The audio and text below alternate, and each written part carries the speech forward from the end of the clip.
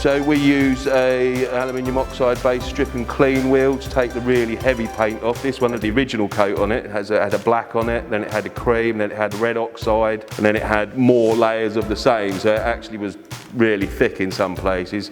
So if you try and sand it all off, it tends to get a bit stodgy. Whereas if you use one of the strip and clean wheels, they take it off quite evenly. It will clean the metal as you go as well. As you're working through removing the paint, it will take the majority of the rust off with it. So we're just going to take off the front doors, remove the door frames. Obviously there's no point leaving sort of the door furniture in. There's nothing looks worse really than painted catches and things where they should be plated silver or what have you. You don't want to mask up round things because it leaves a horrible edge and just makes a nicer job really. And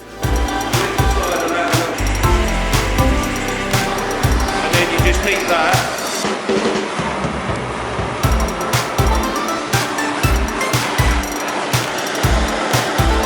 This is ferro zinc, which is basically a water-based rust converter, and it converts it, like I say, into an organic material. So just paint some of that on, sort of minimal amount, and it'll work its magic.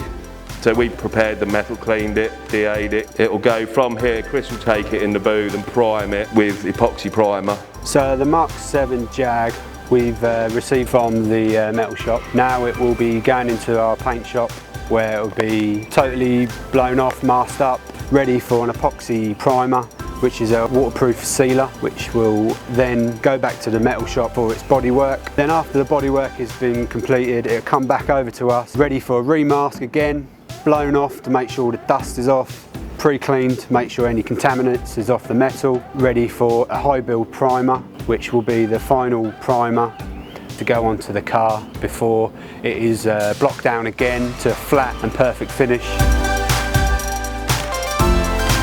Then the car will be blown off again, pre-cleaned, make sure it's absolutely spotless clean, and then back into the oven, masked up, painted with our direct gloss, and the colour of this car is Jaguar Old English White, which is just a 2K direct gloss. After all that is finished, the car is demasked, polished, and then back to the other side to finish off the restoration.